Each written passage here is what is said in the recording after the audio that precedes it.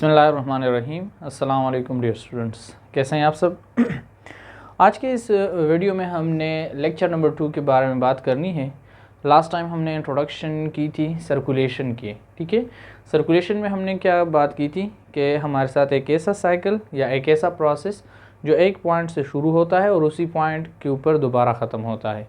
फिर हमने circulatory organs के बारे में बात की थी कि कौन कौन से ऑर्गन हमारे साथ मुश्तमिल होते हैं, या जो हमारे साथ ब्लड वेस्कुलर सिस्टम है वो किस तरह से चलता है। तो काइंडली आप पहला लेक्चर लाजमी देखें।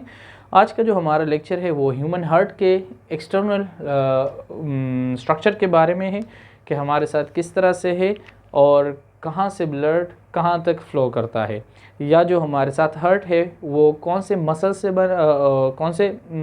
से बना हुआ है या किस टाइप ऑफ मसल सेल से बना हुआ है, और इसकी जो प्रोटेक्टिव लेयर है उसके बारे में हमने बात करनी है, ठीक है।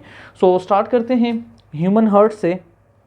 सबसे पहले तो मैं आपको बात बता दूं कि ह्यूमन हार्ट प्रेजेंट कहाँ पर होता है, ठीक है। इसकी जो साइज़ और पोजीशन की बात करते हैं, इस शेप की बात करते हैं, तो आपके साथ जैसे भी हम शेप की बात करते हैं तो हार्ट हमारे साथ कॉनिकल है, ठीक है। कॉनिकल पूरे कॉनिकल भी हम नहीं कह सकते क्योंकि जो फीमेल कॉन लगाती है ना, जैसे कि मेहंदी के लिए जो कॉन यूज़ होता है तो वो देखें इस तरह से होता है, ठीक है। तो ये इस तरह से भी नहीं है, ठीक है। सो इसके लिए हम वर्ड यूज़ करते हैं रफली कॉनिकल, रफली conical. Okay, so it is reddish, colour कौन सा है, रेडिश, रफली conical, highly muscular mesodermal hollow organ, ठीक है। मेसोडर्मल हॉलो ऑर्गन का मतलब क्या हुआ कि अंदर से ये हाली होता है। अगर हम इसकी शेप के साइज़ की बात करें तो जो भी ह्यूमन होता है उसकी जो फेस्ट है, ठीक है, मुट्ठी जिसको हम कहते हैं, इसी टाइटन फेस्ट के बराबर होती है, ठीक है। जितना भी आपका जिस ह्यूमन का भी जितना भी उसका जो टाइटन फेस्ट है उसके बराबर उसकी हार्ट शेप होती है, ये एवरेज है, ठीक है। आफ्टर देट अगर हम वेट की बात करते हैं, अगर एक मेल हार्ट की बात करें तो वो 300 ग्राम होती है, एवरेज क्या बता रहा हूँ, ठीक है। इससे ज़्यादा भी हो सकती है, इससे कम भी हो सकती है। अगर हम फीमेल की बात करें तो वो 250 ग्राम तक होती है। ओके, अब ये मौजूद कहाँ होता है तो हमने बात करनी है टाई बोन की, ठीक है। Do you know about tie bone? Tie bone किसे कहते हैं? जिसे हम स्टर्नम कहते हैं, लाइक इस टाइप का होता है, ठीक है, इसलिए हम इसे टाई बोन भी कहते हैं। Okay, it lies behind the sternum between two lungs. तो जो हमारे साथ स्टर्नम है इसे इस तरह से रिब्स निकले होते हैं, ठीक है, लाइक दैट। यहाँ पर आपके साथ रिब्स अटैच होती हैं। तो हमारा जो हार्ट होता है ये स्टर्नम के बिल्कुल पीछे होता है, ठीक है। ना ही बिल्कुल मिड में होता है, ना ही बिल्कुल लेफ्ट साइड में होता है, ना ही बिल्कुल राइट साइड में।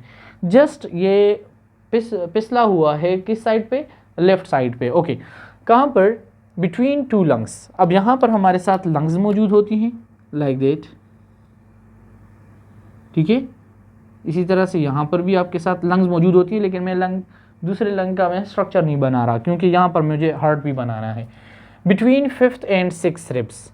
अब आपके साथ रिब्स हैं, ठीक है। मैं फॉर एग्जांपल 1 2 3 4, ये 5 हो गया और ये 6th हो गया। यहाँ पर आपके साथ हार्ट मौजूद होता है, ठीक है, बिल्कुल यहाँ पर। तो यहाँ से ये शुरू होता है लाइक दैट, और ये कॉनिकल शेप यहाँ पर इसने इस तरह एंड होना है। अब यहाँ पर जो हमारे साथ लंग्स होती हैं इसका स्ट्रक्चर भी इसने चेंज किया होता है, और जब लंग में ये दंसा हुआ होता है और इसने एक अपने लिए जगह बनाई होती है, तो लंग का हम उस जगह को हम कार्डियक नोच कहते हैं, ठीक है, जो लंग में बनी होती है। किस वजह से? हार्ट की वजह से। सो हमने बात की कि ये स्टर्नम के बिल्कुल पीछे छुपा हुआ होता है, लाइज बिहाइंड द स्टर्नम। कौन से रिब्स में? 5th और 6th रिब में है, ठीक है। टू लंग्स के बिल्कुल दरमियान में मौजूद होता है। ओके, आफ्टर दैट रेस्ट पड़ा किस पे होता है? क्योंकि यहाँ पर हमारे साथ थोरेसिक कैविटी ने ख़त्म होना होता है, thoracic cavity, and lower one is abdominal cavity, और एब्डोमिनल कैविटी के दरमियान बिल्कुल हमारे साथ डायफ्राम मौजूद होता है। तो ये बिल्कुल जितने भी हम अगर बात करते हैं, ठीक है, तो ये हमारे साथ फिर डायफ्राम के ऊपर इस तरह से पड़ा होता है। ओके, सो ये हमारे साथ इसकी साइज़ की बात हो गई और पोजीशन की बात हो गई। अगर हम साइज़ की बात करते हैं, 12 सेंटीमीटर लॉन्ग, ठीक है, 9 centimetre wide and 6 centimetre thick. इसके आप नोट्स बना लें और उसमें आप अपने लिए MCQs के लिए लिख लें। अब अल्लाह ताला ने क्या किया है कि हर अर्गन को प्रोटेक्टिव कवर में बंद किया हुआ है, ठीक है। अगर हम ब्रेन की बात करते हैं तो वहाँ पर हमारे साथ 3 लेयर्स मौजूद हैं, ठीक है, मेनिंजेस जैसे हम कहते हैं। अगर हम लंग्स की बात करते हैं तो उसके ऊपर भी प्रोटेक्टिव लेयर हैं। अगर हम हार्ट की बात करते हैं तो उसके ऊपर भी अल्लाह ताला ने एक प्रोटेक्टिव कवर बनाया हुआ होता है, ताकि बाहर से जितनी भी आप फॉर एग्जांपल एक्सीडेंट वगैरह हो जाती है और उस पर शॉक लगते हैं तो वो एब्जॉर्ब कर लेता है, ठीक है। तो प्रोटेक्टिव कवर जो हम कहते हैं तो वो 2 लेयर्ड का है, ठीक है, फाइब्रस सेक का बना हुआ होता है जिसे हम कहते हैं पेरिकार्डियम पर फर्दर 2 जो लेयर हैं उसके आउटर पेरिकार्डियम एंड इनर, ठीक है। तो आउटर जो पेरिकार्डियम है वो फाइब्रस है और इनर जो है वो सेरोस है। अब इनर जो हमारे साथ लेयर है वो फिर दोबारा 2 लेयर में डिवाइड होता है, वो 2 लेयर से बना होता है जिसे हम पैराइटल लेयर कहते हैं और वाइजरल लेयर कहते हैं। ओके, पैराइटल लेयर और वाइजरल लेयर, इन दोनों के दरमियान हमारे साथ इन दोनों लेयर्स के दरमियान एक नैरो पोटेंशियल स्पेस मौजूद होता है जो कि पेरिकार्डियल कैविटी कहलाती है, और ये पेरिकार्डियल कैविटी एक फ्लूइड से भरा होता है जिसे हम पेरिकार्डियल फ्लूइड कहते हैं। ओके, सीरियस पेरिकार्डियल फ्लूइड कहते हैं। अब इनका काम क्या है, जैसे ही फॉर एग्जांपल मैं इसकी बात कर लेता हूँ, ठीक है। तो जैसे ही इस पर फॉर एग्जांपल शॉक लगता है या कोई दबाव आता है तो ये इसे मना करता है। सबसे पहले तो अल्लाह ताला ने रिब केज बनाए हुए हैं, ठीक है, एक जाल सा बना हुआ है।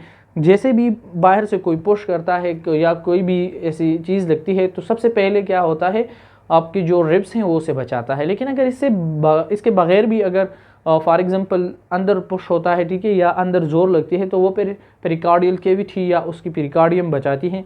अगर हम देख लेते हैं कि ये फ्लूइड इनसाइड जो होती है तो वो थोड़ी सी नरम होती है और आउटसाइड जो है वो टफ होती है। इनसाइड नरम इसलिए होती है क्योंकि हार्ट की जो अपनी पंपिंग है या उसकी जो अपनी मूवमेंट है उसके लिए, उसकी वजह से जो इनर लेयर है वो क्या होती है, सॉफ्ट होती है, ताकि जो अपनी पंपिंग है हार्ट वो कर सके। ओके, आफ्टर दैट अगर हम हिस्टोलॉजी की बात करते हैं, histology it is the study of tissues, ठीक है, या हम सेल्स की बात करते हैं तो इसकी जो हमारे साथ लेयर्स हैं, ठीक है, वो 3 लेयर्स पर मुश्तमिल है। फॉर एग्जांपल मैं हार्ट की बात करता हूँ तो ये हमारे साथ एयोर्टा हो गई, ठीक है, या हमारे साथ हार्ट हो गई। हार्ट की जो मसल्स हैं, ठीक है, हार्ट मसल या इसे हम कार्डियक मसल्स भी कहते हैं, इसके जो ऊपर लेयर मौजूद होती हैं, ठीक है। ये 3 लेयर्स से बना हुआ होता है जिसे हम एपिकार्डियम, मायोकार्डियम एंड एंडोकार्डियम कहते हैं, ठीक है।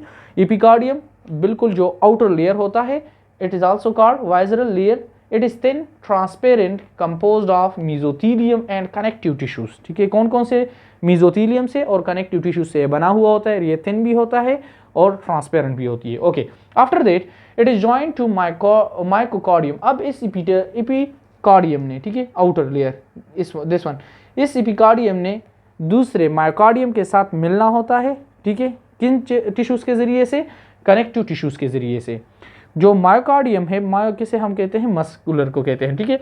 So it is highly vascular layer composed of cardiac muscle fibres. किस चीज़ से, कार्डियक मसल फाइबर से बनी होती हैं, जॉइंट टुगेदर बाय इंटरक्युलेटेड डिस्क। अब इंटरक्युलेटेड डिस्क क्या होती हैं, फॉर एग्जांपल मैं यहाँ से, फॉर एग्जांपल यहाँ से हार्ट की थोड़ी सी एनाटॉमी आपको बता दूँ कि इसकी जो हमारे साथ कार्डियक मसल्स होती हैं वो होती किस तरह से हैं, like that. For example here is some cells of cardiac muscles. So ये यूनिन्यूक्लिएट होती हैं, ठीक है। इनकी जो सेल्स हैं ये यूनिन्यूक्लिएट हैं, इनमें एक ही सेल्स मौजूद होती हैं, ठीक है, for example like this. Okay, लेकिन इनके दरमियान इंटरकलेटेड डिस्क मौजूद होती हैं। ये किस लिए होती हैं, ताकि अगर एक सेल हमारे साथ, फॉर एग्जाम्पल एक सेल हमारे साथ क्या करे, कॉन्ट्रैक्ट करे, तो दूसरा भी डायरेक्टली उसके साथ कॉन्ट्रैक्ट करे। अगर एक रिलैक्स करे तो दूसरा भी उसके साथ डायरेक्टली रिलैक्स करे। ओके, आफ्टर दैट हम कहते हैं कि ये मायोकार्डियम जो है ये बिल्कुल एक स्केलेटल मसल्स की तरह काम कर रहा है। किसके लिए, हार्ट के लिए, ठीक है। तो इसको ये सपोर्ट भी दे रहा है। And it is very thickest layer from तीनों लेयर, ठीक है, तीनों लेयर का ये थिकेस्ट लेयर है। ओके, एंडोकार्डियम जो बिल्कुल इनर साइड पे है इसलिए हम इसको एंडोकार्डियम कहते हैं। Inner most layer living the cavity of heart, बिल्कुल इसके जो हार्ट की कैविटी है उसके साथ ही मौजूद होती है।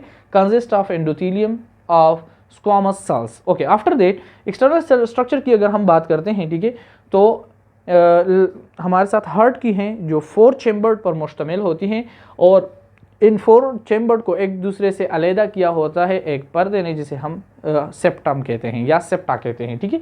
Each half has 1 darker thin walled auricle and 1 lighter thick walled ventricle. अगर हम इसके स्ट्रक्चर को देखते हैं, आज हमने सिर्फ इसकी एक्सटर्नल स्ट्रक्चर को देखनी है। इंशाल्लाह नेक्स्ट वीडियो में फिर हमने इसकी कंप्लीट एनाटॉमी को डिस्कस करना है। ओके, सबसे पहले हम बात करते हैं हमारे साथ जो ब्लड कलेक्शन करनी है, ठीक है, हार्ट ने, तो वो थ्रू वेना केवा होती है, ठीक है। This one is called vena cava.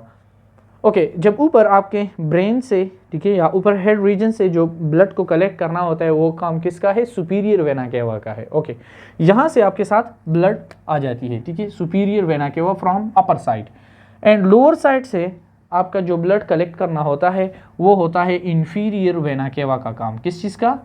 Inferior vena cava. Okay, यहाँ से जैसे ही ब्लड कलेक्शन होती है तो डायरेक्टली वो आती हैं और राइट आर्टरियम में आती हैं। किस चीज़ में? राइट आर्टरियम में। राइट आर्टरियम या आप राइट आरिकल भी कह सकते हैं। राइट आर्टरियम से डायरेक्टली ब्लड फ्लो करती हैं थ्रू ट्राइकैस्पिड वाल्व। इसको हमने एनाटॉमी में डिस्कस करना है, जस्ट यहाँ पर आपको मैं थोड़ी सी समझा रहा हूँ। राइट वेंट्रिकल में, राइट वेंट्रिकल से डायरेक्टली जाएंगे पल्मोनरी आर्टरीज में, ठीक है। ओके, पल्मोनरी आर्टरीज में पल्मोनरी वीन्स में क्या करना है? वो जाना है हमारे साथ, कहाँ पर जाना है? लंग्स पे जाना है, ठीक है, आर्टरी के ज़रिए से, और वहाँ से ऑक्सीजनेटेड ब्लड को वापस लाना है लेफ़्ट आर्टरियम में और फिर लेफ़्ट वेंट्रिकल में, और यहाँ से फिर जो हमारे साथ बिगेस्ट अयोटा है वहाँ पर जानी है और वहाँ से फिर throughout the whole body में डिस्ट्रीब्यूट होना है। ओके, चले हम यहाँ से स्टार्ट करते हैं। यहाँ से जो हमारे साथ फर्स्ट क्या आ गई? राइट आर्टरियम आ गई और राइट वेंट्रिकल आ गई। इन दोनों के दरमियान सेप्टा मौजूद होती है जिसने इनको अलहदा किया होता है। ओके, इसी के साथ हमारे साथ हार्ट को भी ब्लड की ज़रूरत होती है और उसके लिए हमारे साथ वीन्स मौजूद होती हैं जिसे हम ग्रेटर कार्डियक वीन कहते हैं। इसी तरह हमारे साथ एक और कोरोनरी सल्कस भी मौजूद होता है, ठीक है, बिल्कुल इसके मिड पर, और हमारे साथ जो हार्ट का कॉनिकल स्ट्रक्चर है उसे हम एपेक्स भी कहते हैं। इसी तरह हम पल्मोनरी वीन की बात करते हैं, ठीक है, और pulmonary right pulmonary veins and right left pulmonary veins की बात करते हैं। इसी तरह हम बात करते हैं जो हमारे साथ अयोटा होती है जिसके ज़रिए से पूरी ब्लड को बॉडी को ब्लड सप्लाई करना होता है, ऑक्सीजनेटेड ब्लड। उसमें हमारे साथ 3 टाइप के आर्टरीज मौजूद होती हैं। The one is brachiocephalic trunk, the second one is left common carotid artery, and the third one is left subclavian artery. इंशाल्लाह नेक्स्ट लेक्चर में हमने इन सब को बहुत ही डिटेल से पढ़ना है। ओके, यहाँ तक अगर ह्यूमन हार्ट के हवाले से कोई भी क्वेश्चन है, ठीक है, इसके एक्सटर्नल स्ट्रक्चर के बारे में या इसकी हिस्टोलॉजी के बारे में, तो आप कमेंट सेक्शन में पूछ सकते हैं। अल्लाह हाफिज़, अपना बहुत सारा ख्याल रखें।